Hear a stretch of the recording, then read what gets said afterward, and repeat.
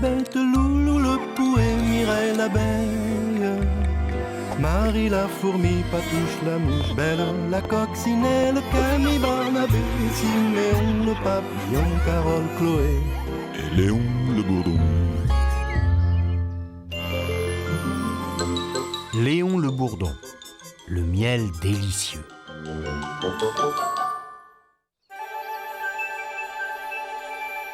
Le jardin avait beau être vaste, il arrivait souvent que Mireille l'abeille et Léon le bourdon se disputent les meilleures fleurs.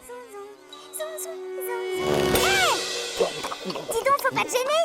C'est moi qui l'avais vu en premier. Et pourquoi il faudrait toujours que ce soit toi qui ait le meilleur pollen? Parce que moi, je le récolte pour en faire quelque chose.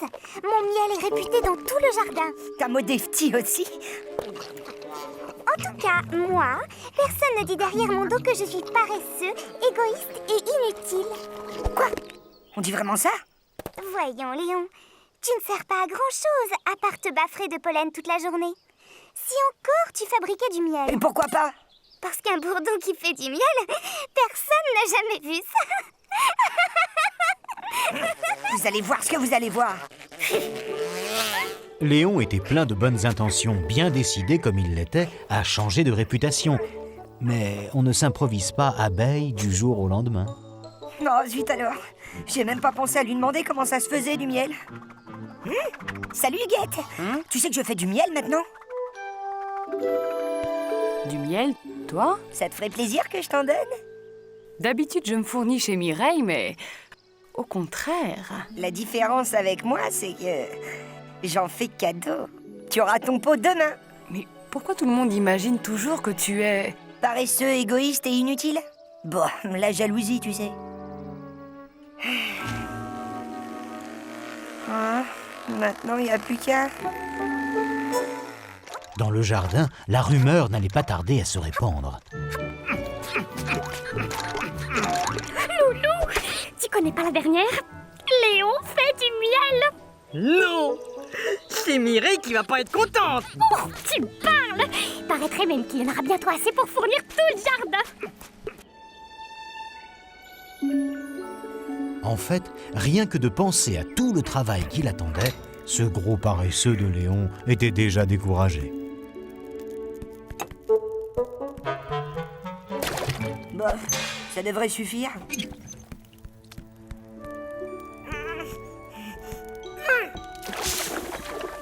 Bon, comme ça, il m'en restera un peu pour moi. Tout est dans le temps de cuisson. Suffit d'être patient.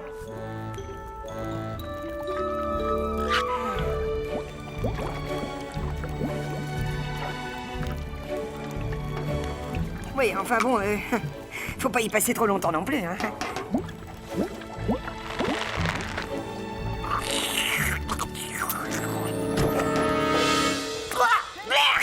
C'est grand! Immangeable! Léon eut alors envie de tout abandonner. Mais il se souvint de sa promesse à Huguette. Qu'est-ce qu'on allait penser de lui dans le jardin? Il devait bien y avoir une autre solution.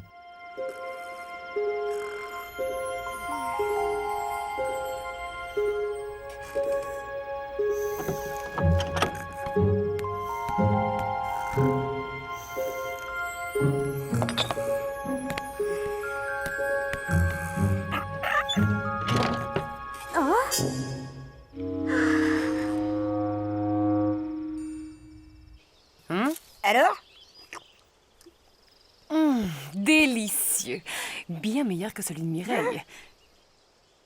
Allons, Léon, ne fais pas le modeste. D'ailleurs, je t'en commande tout de suite un autre pot. Mireille! Ohé, Mireille! Viens voir par ici. Moi, faut que j'y aille, hein. Avec cette nouvelle commande et puis tout, hein. Je lui ai fait peur? C'est plutôt toi qui devrais craindre Léon à présent. Il fabrique du bien meilleur miel que toi. Qu'est-ce que tu racontes? Fais-moi goûter ça.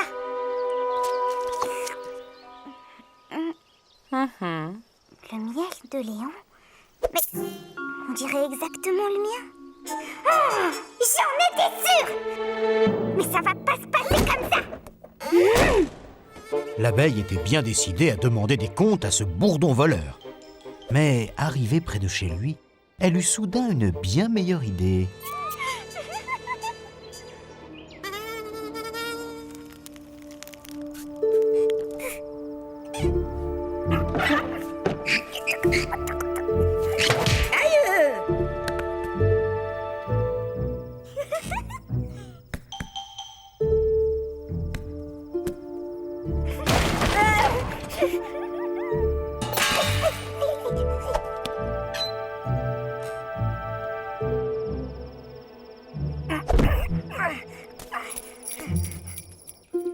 Comme prévu, Léon avait invité le lendemain matin toutes les petites bêtes du jardin à venir déguster son miel délicieux. Léon, c'est vraiment le plus serviable du jardin. C'est vrai qu'il a drôlement changé. Mais non, il était comme ça dans le fond, pas vrai Léon? Je faisais semblant de penser qu'à moi. Pour pas qu'on t'aime trop. Allez vous autres, au lieu de bavasser, goûtez plutôt son miel délicieux. Mais qu'est-ce que c'est? On dirait qu'il y a du sel dedans. Tu as cherché à m'empoisonner, maudit bourdon. À vous? Je vous assure, j'y comprends rien. Empoisonneur, qui voulait nous rendre malades. Tu t'es moqué de nous. Tu n'as pas honte. Si vous voulez du bon miel, je vous invite tous chez moi. Il y en aura pour tout le monde. Pour se faire bien voir des autres, rien de tel que les cadeaux.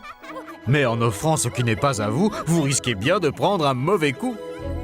Allongez-vous dans l'herbe et regardez vivre ces drôles de petites bêtes. Loulou le pou et Mireille l'abeille, Marie la fourmi, Patouche la mouche, Belle la coccinelle, Camille Barnabé, Siméon le papillon, Carole Chloé et Léon le bourdon.